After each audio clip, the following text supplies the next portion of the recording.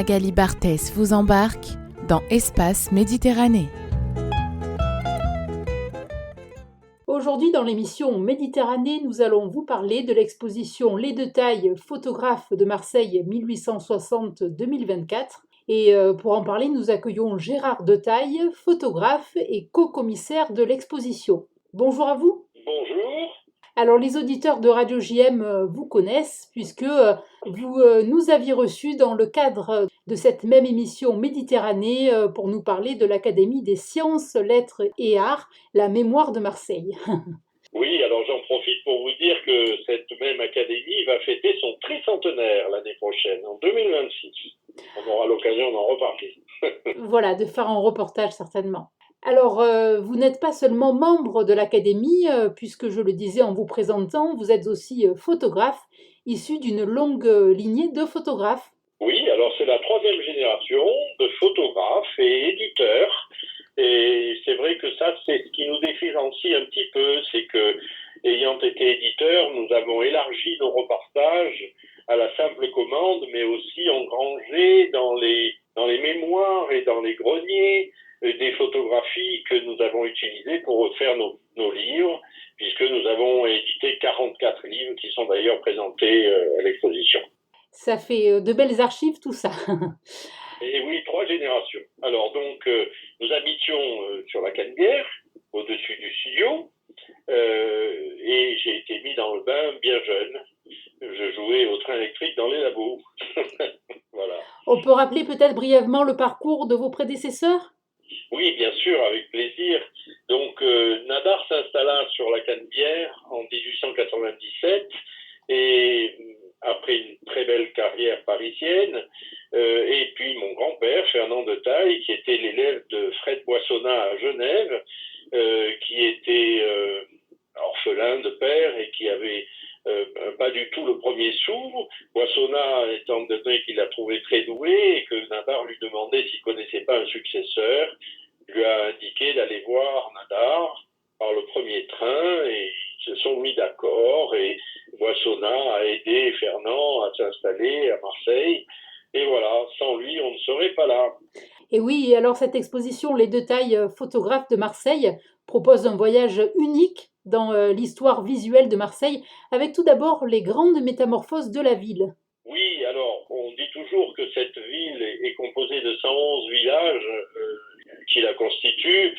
C'est ce littoral exceptionnel, unique, entre Calanque et Côte-Bleue, et son premier poumon économique, qui est le port, qui est toujours important de rappeler, et ensuite le grand port, aujourd'hui de Marseille, qui va jusqu'à Fos et la Béra, Euroméditerranée, le Mucem, tout ça, ça a été effectivement les grandes métamorphoses de la ville ces dernières années, pour ne citer que ça, parce qu'il y a eu beaucoup d'autres choses, mais ce sont quand même les principaux événements, et évidemment Marseille-Provence 2013, capitale de la culture.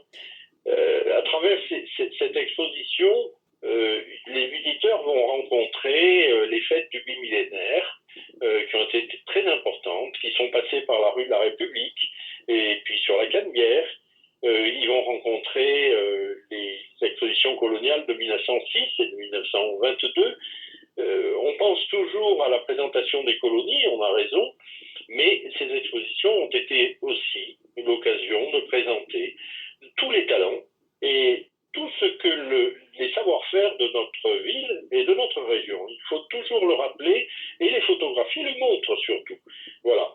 Évidemment, elles montrent des choses moins joyeuses, les bombardements de 1944 et la libération de Marseille, avec l'arrivée des Liberty Ships au quai de la Fraternité, qui m'est très cher, puisque j'ai fait un livre sur ce sujet, et les troupes du général de Montsabert vers la Bonne Mer pour la libérer. Voilà. Et puis ces fêtes du couronnement qui vous verrez à l'exposition, qui rassemblaient beaucoup de croyants et de non-croyants. Alors, la Bonne Mer ouvre ses bras très grands et nous vivons en ce moment une chose un peu similaire, puisque le 7 décembre prochain, les grands chantiers sont terminés et la Bonne Mer toute redorée. Je vais y être pour faire des photos, fidèlement. Tout à fait. et elle fait le bonheur des Marseillais. Et alors, donc vous évoquiez effectivement donc les grands événements qui ont fait Marseille. À Marseille, ce sont aussi les visages de ses habitants. Ah, tout à fait. Fernand, en arrivant de sa ville de Genève, avec ma grand-mère Marie genevoise, née à Genève, a été sous le charme de ce peuple de la mer qui l'a portraituré avec sa grande chambre en bois, parce qu'aujourd'hui on fait des photos avec un matériel très commode et très spontané. Là, sans leur voler leur pittoresque, il a su se faire adopter et faire des portraits inouïs qui sont dans l'exposition. Certains, il les faisait remonter d'ailleurs dans le studio. Il commençait par les photographier à bord de leur barque ou leur bateau de pêche, où d'ailleurs il faisait la bouillabaisse à bord. Elle se voit aussi dans les photos. Et il a donc avait en tête d'éditer un premier livre, son chant d'amour pour Marseille, qui s'appelait Marseille et son vieux port, et qui est truffé de photos formidablement humaines qu'on voit d'ailleurs dans l'exposition. Oui, donc vous avez esquissé un petit peu ce qu'on va découvrir. Donc, mais alors, quelles sont les photos qui symbolisent le mieux ces 164 ans d'histoire de Marseille? Alors, c'est à la fois ce que j'ai cité tout à l'heure, c'est-à-dire les grandes métamorphoses, mais c'est surtout les portraits humains, les âmes de Marseille.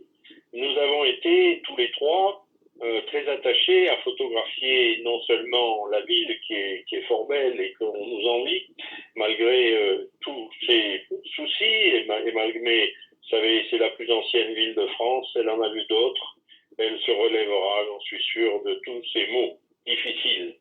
Et les deux tailles ont donc portraitisé les âmes. Je dis souvent que c'est un grand kaléidoscope, Marseille, un kaléidoscope humain, culturel. Voilà, on essaye de ne pas s'attacher au pittoresque, mais au beau sourire, au bon sourire, à ce que Frédéric Mistral appelait l'estrambord. L'estrambord, c'est-à-dire que les Marseillais, ils sortent tout dehors. Alors c'est vrai que parfois, ça peut un peu surprendre, mais c'est tellement plein de vie et d'humanité et de gentillesse que pour des photographes, c'est formidable. Tout à fait. Et dans cette exposition, on comprend aussi le rôle central de l'atelier de la Canebière. Oui, alors tout à fait, parce que Nadar avait fait, avant d'être photographe, une carrière de journaliste, de caricaturiste. Et quand il s'est installé sur la Canebière, tout en face des grands hôtels, bien sûr aussi le théâtre des variétés, parce qu'il était à Paris le photographe de l'Opéra de Paris, on passait chez Nadar pour avoir les derniers scoops, les dernières nouvelles. Tout ça s'est poursuivi après, parce qu'il avait dit à mon grand-père, tu sais Fernand, fais comme moi à Paris, accueille les impressionnistes, prête tes cimaises, parce que Nadar avait exposé Cézanne en premier dans ses ateliers parisiens. Et mon grand-père a fait la même chose. Et il y avait un échange fantastique entre eux et les impressionnistes qui étaient maîtres de la lumière. Je pense que Fernand, mon père aussi, moi-même aussi beaucoup plus tard, mais on a toujours été très influencés par ces maîtrises de la lumière, c'est ce que j'appelle moi les musiques de la lumière. Voilà, et cette Canebière, cet atelier de la Canebière était une vraie ruche. Il y avait, mes frères et moi, on était habitués à rencontrer toutes sortes d'artistes de toute provenance et qui étaient souvent exposés sur les cimaises. Je veux ajouter le rôle fondamental que les épouses ont joué, que ce soit l'épouse de Nadar, comme l'épouse de Fernand, Marie, comme l'épouse de mon père et notre mère, Janine, et comme mon épouse Hélène, qui ont eu le soin de nous faire des beaux enfants, mais surtout nous ont apporté une aide irremplaçable. Car quand on est sur le terrain pour faire de la production, pour faire de la prise de vue, il faut veiller au grain.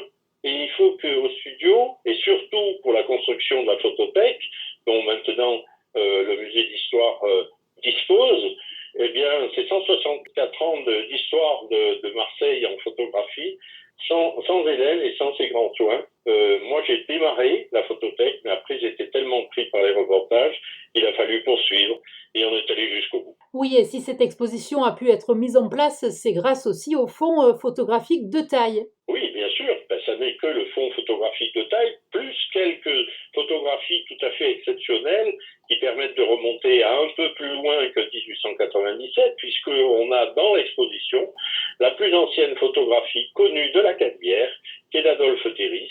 Elle est assez impressionnante. Oui, d'où l'intérêt d'aller voir cette exposition. Et donc, on imagine que les nombreux amoureux de Marseille passeront par le musée d'histoire de Marseille pour découvrir ces photos. Finalement, c'est un mélange d'art, de mémoire et de transmission familiale. Complètement, c'est un rêve de mes 15 ans. J'allais souvent, puisque mon grand-père est décédé, et j'allais prendre sa suite après mon père. Et je ne l'ai connu que jusqu'à l'âge de 5 ans, donc vous voyez, j'avais peu de traces, et j'allais beaucoup dans la maison du fond, pas toujours avec l'accord de mon père, qui trouvait que c'était dangereux, parce qu'elle n'était pas en très bon état, l'ancien atelier, ouvrir les boîtes et voir à la lumière du jour mon grand-père tel qu'il a vécu sa jeunesse, son métier de photographe, et ces plaques sont d'une richesse d'enseignement incroyable. Et c'est ça qui m'a donné l'envie de créer la photothèque que mon épouse après a poursuivi avec moi. Vous aviez déjà, si jeune, la vocation pour être photographe. Ah oui, ça, mais j'en ai fait beaucoup depuis mon plus jeune âge de la photographie. Vous savez, cette ville est une des villes qui a été le plus photographiée en France. Elle est extrêmement photogénique parce que, bien sûr, les lumières du Lacidon, vieux nom du Vieux-Port, mais de ses calanques, de sa côte bleue, tout ça, c'est magique, quoi. Et quelles que soient les heures de la journée, vous savez, je fais beaucoup de moto et quand je pars le matin, je dis à ma femme, allez, ce matin, il fait beau comme tout, je vais me faire un ponçon. Le ponçon, c'est le circulaire corniche. C'est là où Ponson a été inspiré, comme tant d'autres peintres qui ont utilisé les belles lumières. Cette ville, on se lasse pas de la photographie. Et aujourd'hui, il y a beaucoup de photographes, et il n'y a pas que la collection de taille, il y a aussi de très belles autres collections qui seront mises en valeur par le musée d'histoire. C'est la volonté de son équipe. Son équipe, je tiens à la saluer vraiment pour cette exposition. Son directeur, qui est Fabrice Denise, est arlétien, en grande partie, et puis devenu un Marseillais amoureux de Marseille, lui aussi, et notre commissaire, qui est Emmanuel Laugier, qui s'est formidablement investi dans cette exposition, qui a inventé une scénographie tout à fait originale, vous le verrez, et son collaborateur, qui est Richard Mélody, qui est photographe de formation. Bon, on a fait une belle équipe, je dois le dire. Une exposition en partenariat avec la mairie de Marseille. Et alors, quelles sont les informations pratiques à connaître sur cette exposition ? Alors, d'abord, il faut préciser qu'elle est gratuite.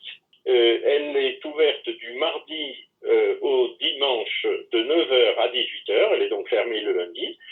Elle durera jusqu'au 31 octobre 2026.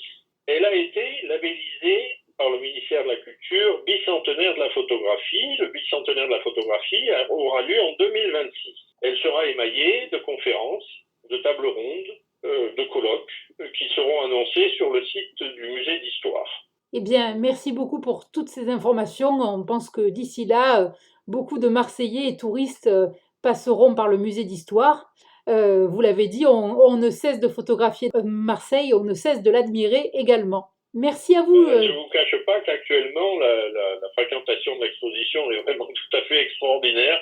On s'en réjouit beaucoup et je fais de très très belles rencontres parce que je vais souvent à l'exposition et j'aime beaucoup ces rencontres avec les publics. Bientôt donc. Merci, à bientôt. Merci à vous. Magali Barthès vous embarque dans Espace Méditerranée.